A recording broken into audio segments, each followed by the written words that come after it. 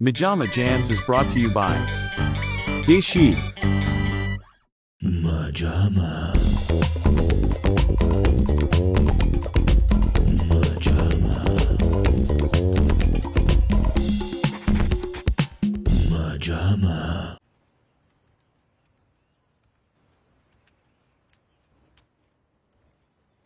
None of that ever happened. Ever. Welcome back, everyone, to MaJaMa Jams, a show where we discuss other people's work to avoid doing our own. Welcome back to our paper-strewn couch. We have cleaned up a little bit here, but not all of the paper. It's still cascading onto Matthew. They're all still bad ideas. Guys, at the top of the show here, please, I beg, ask of you, whatever sounds less pathetic, drop a like. It's very important to the algorithm. Leave a comment. You guys suck. Please stop. Hit that notification bell, subscribe, do something that intertwines with the channel in some way. We're friggin' dying here. Yeah. Now, guys, over the course of our almost 20-year friendship at this point, certain things come up cyclically as they do in any sort of friendship relationship where you have regular discussions. This man over here to my right, your left, has been telling me for quite some time. Now, you know what's a great example of an obnoxious character that someone didn't pull it off? That G.D. Miles Teller in 21 and Over. Oh, you know what's a great example of someone that really couldn't do that character? Miles Teller in 21 and Over.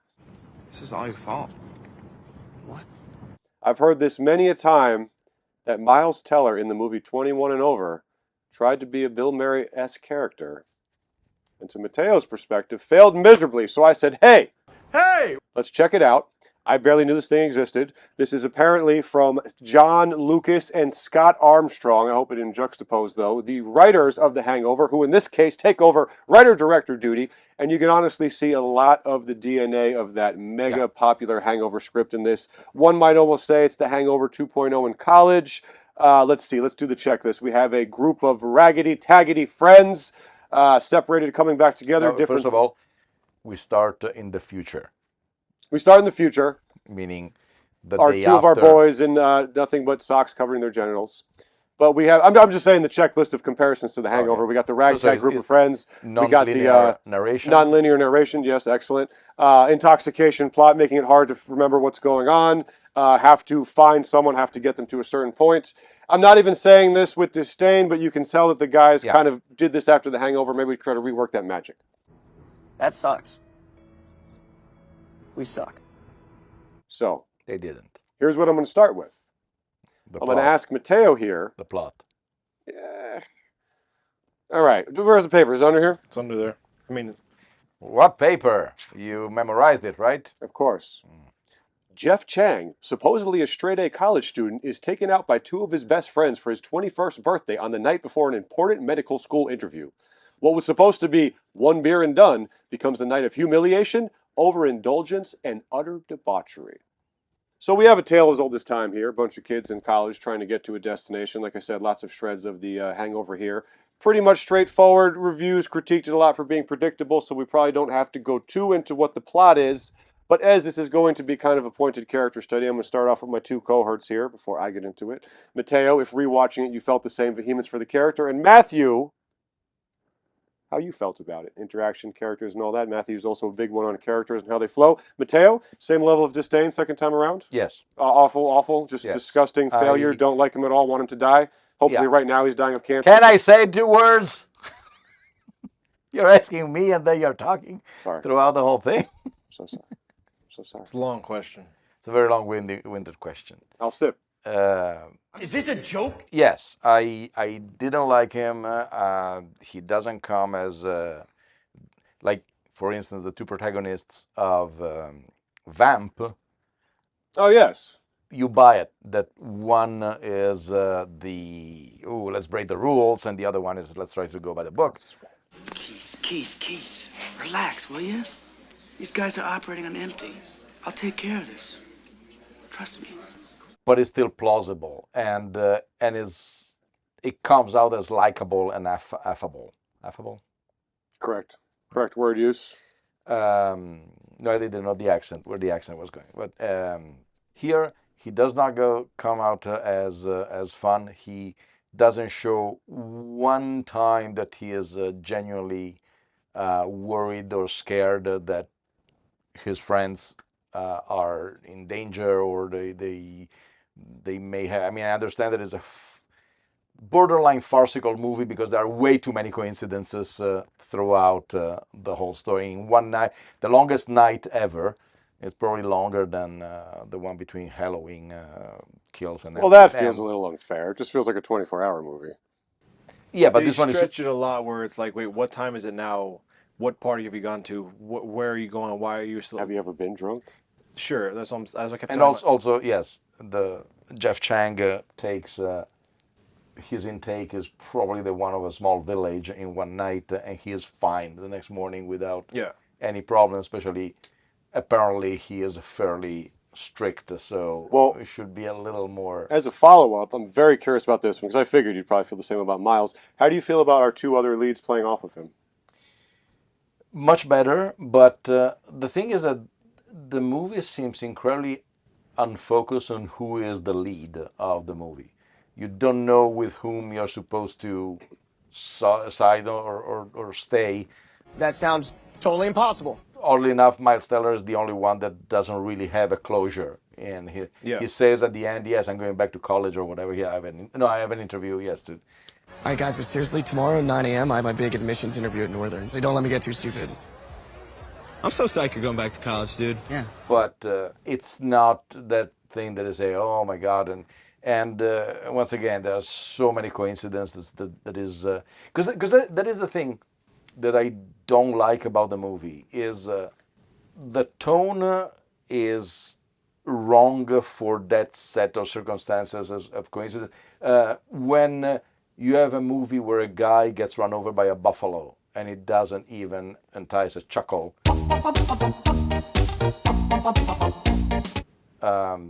So you say, okay, so you're playing it seriously, and yet the next morning, not even the next morning, after 3 or 4 hours, he's fine. Yeah. He's coming out, he can punch people and... Find him? All right, go. Look at them. Come on, I won't... What the fuck? You just got rocked? Boy! You okay, buddy? What? Batman. Well, these are interesting comedy movie rules we're getting into because Yes. a lot of our favorite comedies have these same. Very true, but then they wanted to play it seriously, and it's... All right, well, let's compartmentalize. I wanted to specifically speak on the character star. We'll get into how they go. No, I hated him as I hated him the first time I saw him. Second two, not as bad. You're not crazy about it, but not as bad. The other two boys? The other two, yes, they're fine. I mean, Mateo is a master of comparison, and we have young Dane Cook. Once I saw it, my mind was blown. If you give this guy the spiky hair Dane had, he's a Dane Cook impersonator going around at college for kicks. Matthew, turn over to you. The infamous Miles Teller we've heard so much about. Yeah, I agree, but I don't have as much disdain for those types of characters. But yeah, I agree with what there's really as no far as the trio, redemption or heart to his character where you're like, all right, he through the asinine rule breaker persona, he has a heart and he cares for his friends. I mean, they put that in there, but it didn't really feel like anything special or unique. The other two are fine. And also that there are things that, like for instance, they found that their friend has a gun. Now you're just super douchey. What the fuck? Holy shit. What is Jeff Chang doing with a gun? I don't know, man. But it doesn't really. It's not explained. Did it take it to Dark commit suicide? tones that they kind of put in throughout. Jeff Chang tried to commit suicide? But it's just like it's very. It's not. It's just like a gun to make the gag that it scares the buffalo. That shit ain't even real. Huh? Is this real? Basically, it's there because of that. But I don't think that, by the way the character of Jeff Chang is built. Plus, he says like he wasn't trying to kill himself. He was just. I mean, I did sort of. I was up for 72 hours studying. I was cracked out on pills. I was literally hallucinating in my room, but I didn't actually try to. The doctors say I'm not suicidal. They just think I'm fucking stressed out of my mind. I mean, you guys know my dad. Yeah. Contemplating suicide? Yes, but at the same time, I don't think that is a guy who would buy a gun. He is irrational. Yeah. Have you had an Asian father? It's a lot of pressure. Yes, but at the same time, he says, I was tripping on pills or something like that. That's a way that a kid like that, it would be, I don't want to say easier, but if you want to end your life, that is probably Plus, why more, would he bring the gun out with him? right. That is more plausible for him to have. So this one is a movie that they were saying, oh, let's. It wouldn't be great if there is a buffalo and then he gets spooked. How they get spooked with a gun? How did they get a gun? So they retro engineered the whole thing, but it doesn't really work well. The Hangover is a masterpiece of timing and everything comes back into place, and there is a different director. We should note, and we should give credit to the Jerry Seinfeld episode of Between Two Ferns for calling this out. Oh. Do you think that you destroyed what would have been a comedy classic by the cash grab of 2 and 3? Let me ask you a question. Do you have relatives that need emergency surgery all the time? Well, I do. But the first Hangover is genuine. Now, Matteo, I'm happy you brought this up. Matteo, MaJaMa's always been a little tangent-based. This is directly tied into who's working our material here. I recently watched the first Hangover for the first time in years. I was shocked. This thing is a GD comedy classic. It moves like crazy. Our characters have amazing chemistry. The zaniness is up there. I think in that case we do have a little bit of is this over the top, but it works. And then completely ruined your legacy with 2 of the most terrible sequels to this day, and I have not seen this for 15 years. We watched it in the theater. I have not seen it since. Still, the bad taste of never before has a sequel been more Xeroxed with The Hangover 2. That still sticks in my mouth. Never before has a sequel been more Xeroxed. I'll even put that worse as Force Awakens than aping New Hope. And the third one is just, we have to keep this going for some reason, so now these dudes known for a boner alcohol comedy are on a murder mystery. No. But much credit needs to be given to the first one, which I think should be recognized as a classic and should have some stank on it because you bastards took the cheapo sellout route for the next 2. Understandable with the way the business works, but blah. You're even dumber than I thought. We now return to MaJaMa. In this country, Jeff Chang, your best friends take you out and they fuck you with alcohol. I'm gonna fuck you with alcohol. Oh my God. Now who's with me? Nope. Now, as far as me, I think we have a case here of Tom Cruise's The Mummy, where I sat down with my buddies on an afternoon to film a YouTube show. They said, hey, watch this, stupid. I went into it with 0 expectations whatsoever and was like, Tom was swimming with some skeletons chasing him. Why do people hate this so much?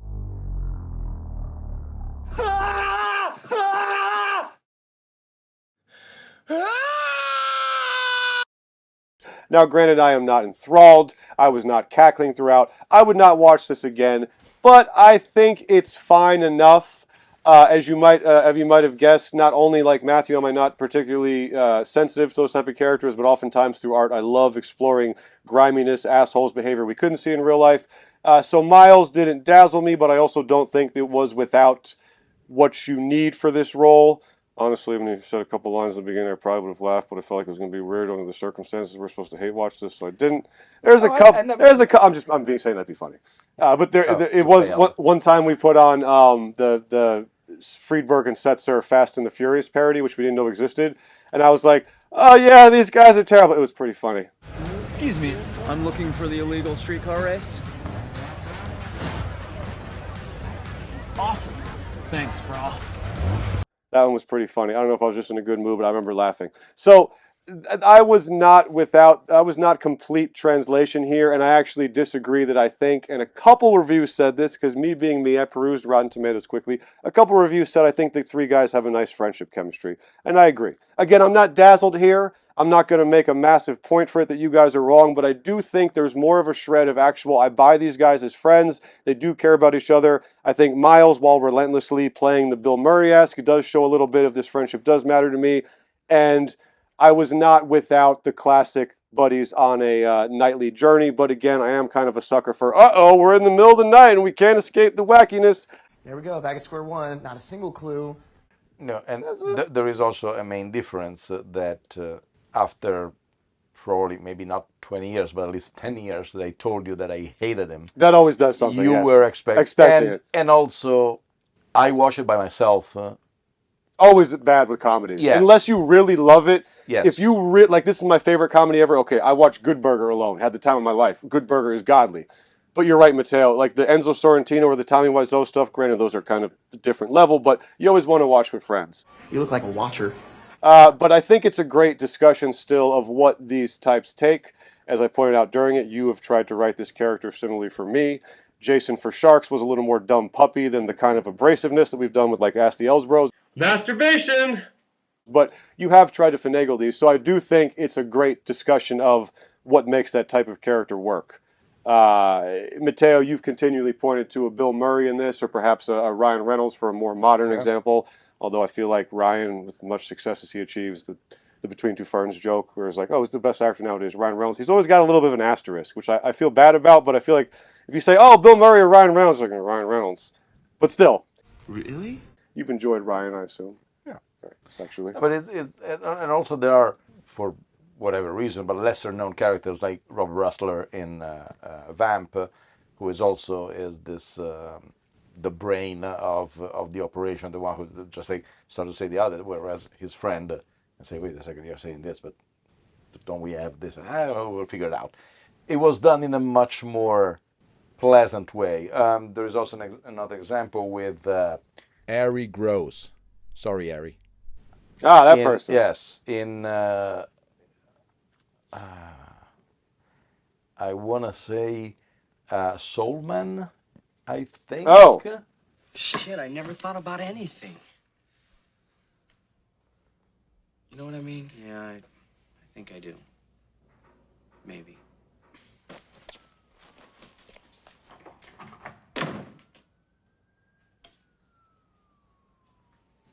Where also is the friend who is... What am I gonna do?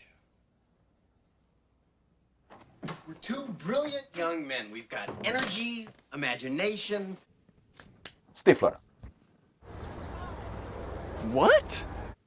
Okay, Stifler is the obnoxious kid, but beside the fact that I like Sean William Scott as an actor, but he always creates this character that you see him failing sometimes.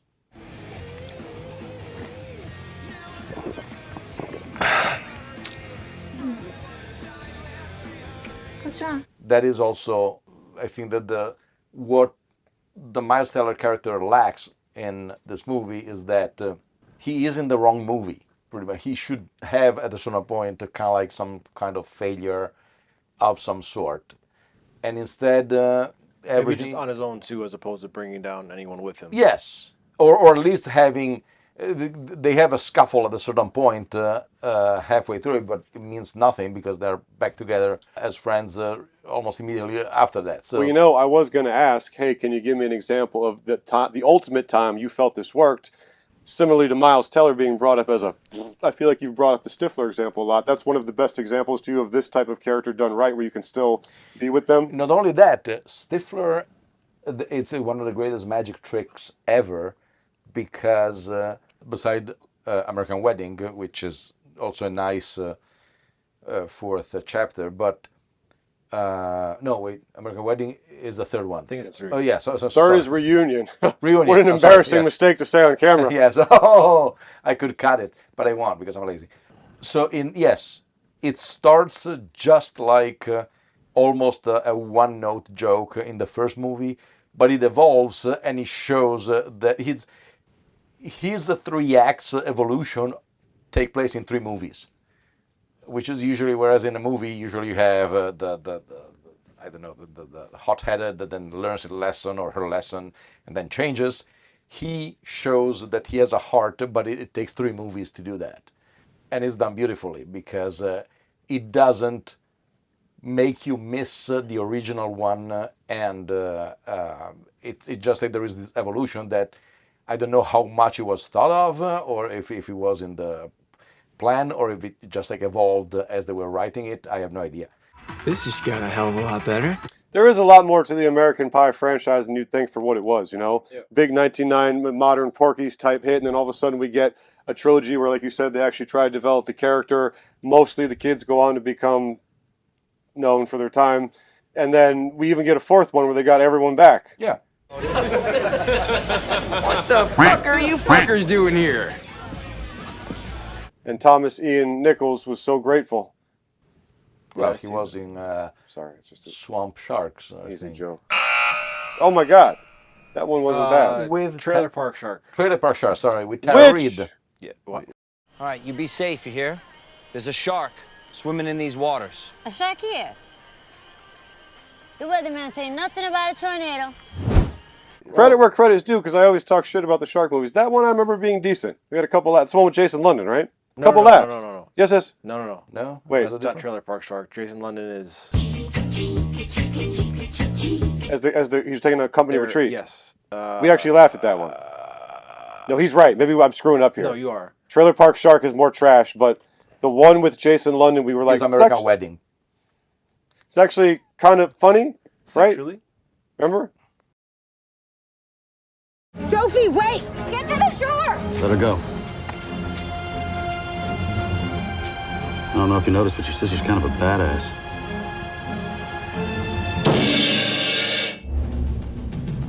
One fish, two fish, red fish, dead fish. Bang! I was told that there is a lot of poison oak out here, so watch your step. Come on. Also, slight chance of wild bears. Yeah, I remember. Jason London is funny sexually. Remember the name? Who could? Yes. Well, there's a shark movie that stars Jason London, brother of Jeremy London. who's Mallrats. Yes. And Jason London is Dazed and Confused, I think. Yes. I'm so confused and dazed right now. Wow. We now return to MaJaMa. 1, 2, Quack. 3.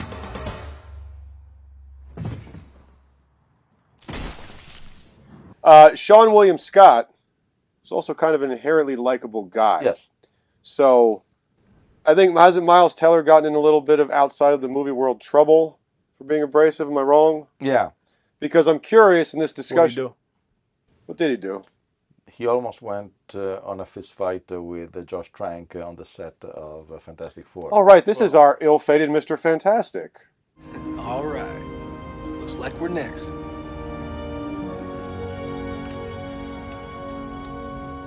Now, to be honest, I don't know. You don't know what Josh did. Exactly. I don't know who started the argumentation, but apparently it's. Well, I feel like, in fairness to you, Matteo, I feel like there has been some articles about in real life abrasion, but I am curious, and maybe this is a discussion, like you say, so much of it is in casting. Let's say this exact same role, not a line changed, and even played the same way. Like, can you ape that performance? But it's Sean in this role, if you'd soften to it. Because again, this movie is whatever. You know, I think most people, even if they enjoyed it, would say it's forgettable afterwards. It's paint by numbers. It's paint by numbers. Yes. I don't hate it as much as you guys do, but that's not to I say didn't say I hate it. not to say I'm praising it. But I did. I think what's a great discussion is why these characters work, because I think that's an awesome breakdown. So I feel like if this was the exact same role but done by Sean William Scott, would it be like these jokes go down better? Is there some unknown I think he, especially coming from American Pie and a couple of other comedic experiences, I think that Sean William Scott would have brought. I don't want to say more energy because it's not but more twinkle. No, I know what you mean. Kind of like I know where I'm. What's because. I think it's Skylar Astin, the name of the friend. Dane Cook. The Dane Cook. The Dane Cook. Yes, the Dane Cook. Spike the hair. It's unreal. He's a cook-alike. That's great. The episode has peaked. Yes. The episode has just peaked. Cut the cameras. He's a cook-alike. Yes. Wow. What do you do for spare money? I'm a cook-alike. I go to college campus. I do a little bit of Dane Cook impressions. They call us the cook-alikes. But I love it. I think that he is the guys who ground the whole thing. He is the sweetheart. He is the one who has the actual. It wasn't bad, right? It wasn't Yeah, bad. he has a meaningful relationship, and so he should have been paired with somebody more. But you know what I just realized? I just realized in real time, this is fantastic because what we're talking about pretty much exists. This role is Sean William Scott himself in Road Trip. I don't even want to know how you got this. I stole it from a blind chick. I said I didn't want to know. What? Give it back? Probably. He is our Miles Teller in that. Yes. Did you enjoy him in that? Yes. Boom! We did it, folks. No, seriously. As soon as I was talking, I was like, that is quite literally the Miles Teller role played by the guy we're talking about in a different movie. And it pretty much goes down smooth, right? You don't care that he's a horn dog. You don't care he's kind of goading and insulting his friends. So, I don't think, to me at least, I'm softer to it, but I'm halfway there. I think Miles had a little bit of spark to this. I wasn't enthralled by him. But using the Road Trip example of Sean William Scott, yes, I completely get it. I feel like that's way more lovable. And I think Breckenmeyer is our cook-alike in that one. And the other two kind of fill in the DJ Qualls is kind of his own thing. He stands out a lot. But that's kind of a great example of this. Also, cross-mogenation going on, directed by Todd Phillips, who directed The Hangover, written by these guys. So again, similar themes. What? I think we can say that probably the GOAT of this, Bill Murray. I feel like, and Bill has had reports of, some misconduct in real life. Not a massive amount, but it's out there.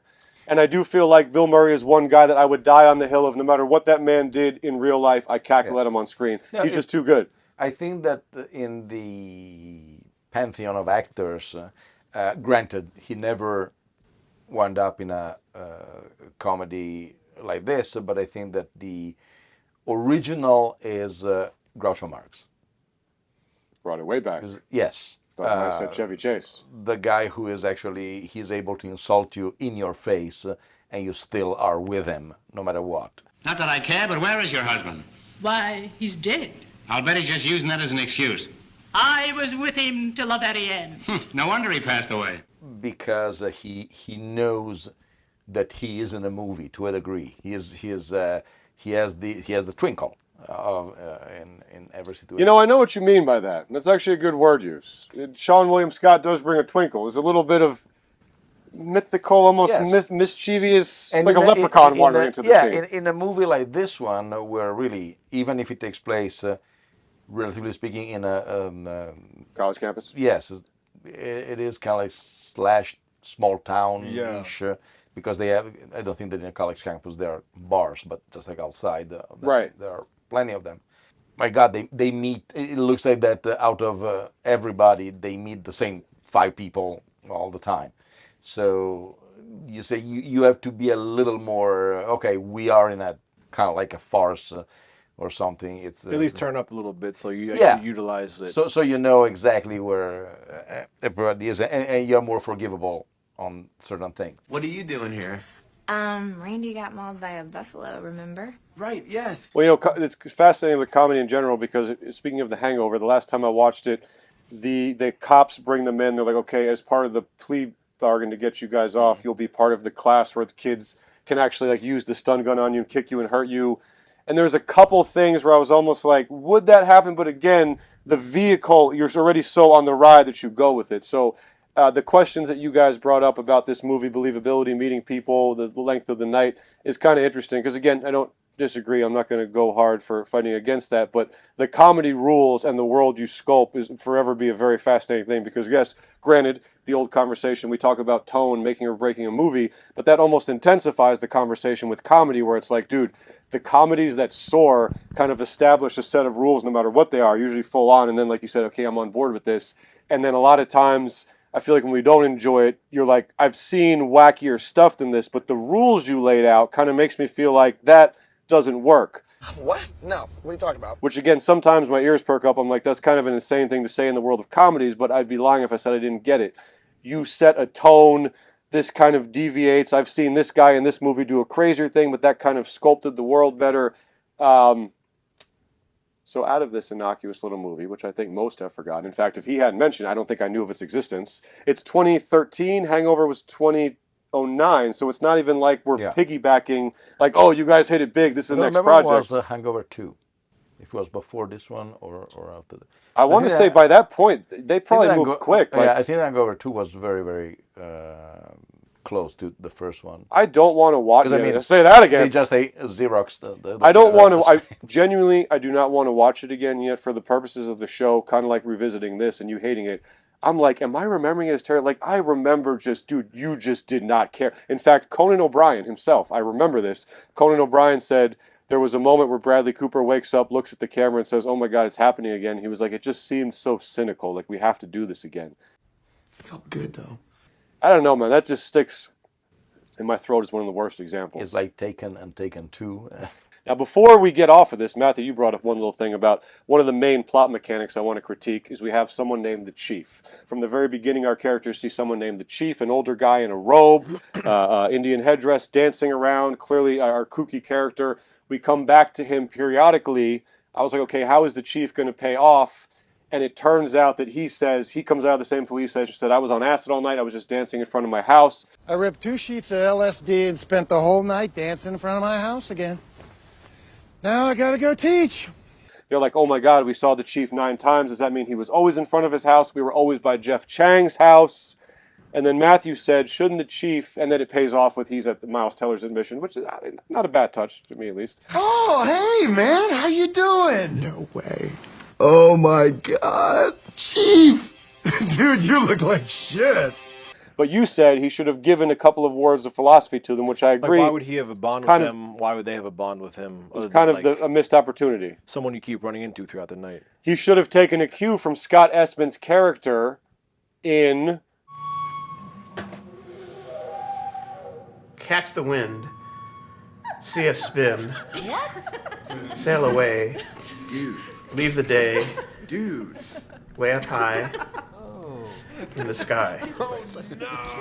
Zany guy comes in, says a couple line of philosophies. No, I thought that was interesting. I'm like, he worked well enough for what he needed to, but I think he should have done the couple fortune cookie philosophy lines to them.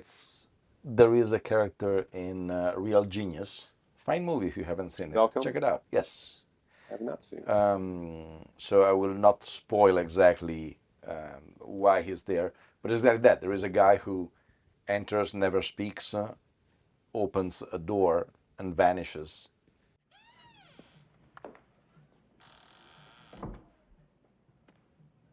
Hello? And it's kind of like a myth until one of the characters decides to follow him. And it's nice how they bring everything together. So when at least in that movie, they kind of like build the myth of this guy who is mysterious and walks by and you say, who is it? What is he doing?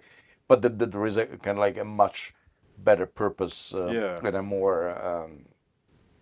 and so this is the only thing that I like about the movie, and it's just like the only thing, and I think that I told you a long time ago, is that they, throughout the whole movie, they keep calling their Asian friend Jeff Chang. Jeff Chang! Jeff Chang. Jeff Chang? Jeff Chang? Jeff Chang. Jeff Chang.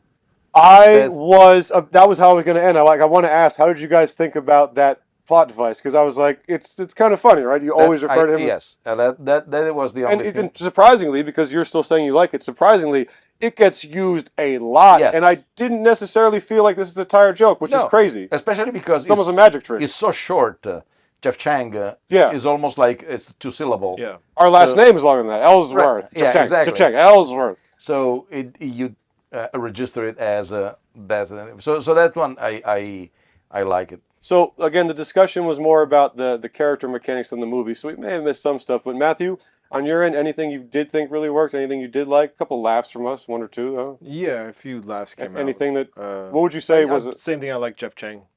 The name being used. Any scenarios? Any things? A couple of lines were bad, right? I feel like yeah, but nothing unique enough to stick out and be like, oh, remember that scene from 21 and Over? Like no one would ever say that. There's really kind of nothing to look back. Especially for instance.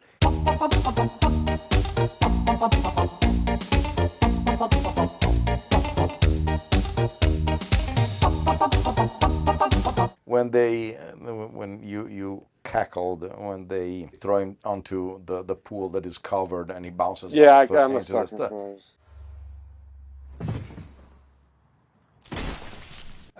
That's stolen from a Disney movie from the 70s. And The Simpsons. With the guy, oh my God, I'm having it so bad right now. Kurt Russell in The Computer Wore Tennis Shoes. No.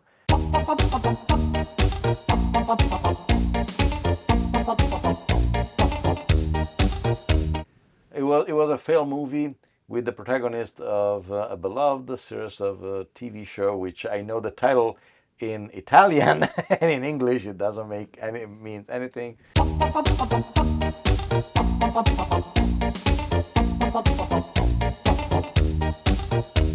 But he died of a heart attack, and Greg Kinnear made a movie about him.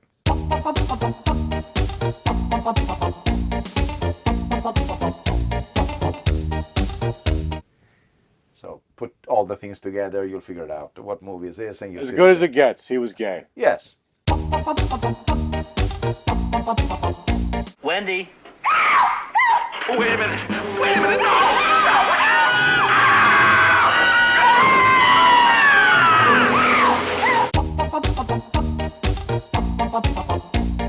I've always thought he was gay since then. We all have. He's worked to overcome it. He can't. It was a movie. It was a movie. Please make love to me. You're my wife. You understand I was an actor when you met me. Why do you keep saying I'm gay? And why do you have As Good as It Gets on loop every day in the... You're a good actor. He's actually a really good actor. He's a really good actor. Anything else? Again, we didn't get massively into the mechanics of the movie, but it is kind of the usual drunken night. And I wanted to more discuss how our characters play back and forth after all this time.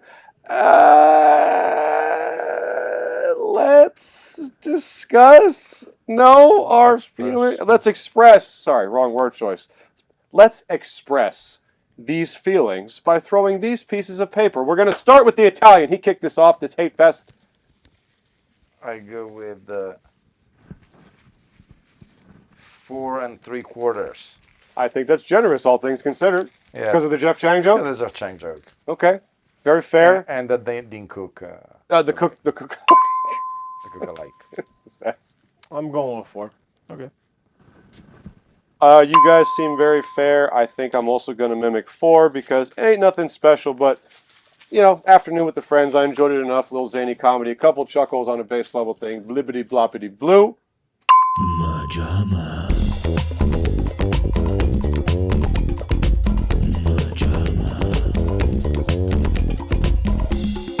How did you guys feel? Have you seen this? Miles Teller, how do you feel about him? I still haven't seen Whiplash. Oh, shit. But guys, thanks for joining us here on our couch. This has been 21 and over. No one will ever talk about it ever again. But from our couch to yours, this has been a jam. Beautiful. MaJaMa.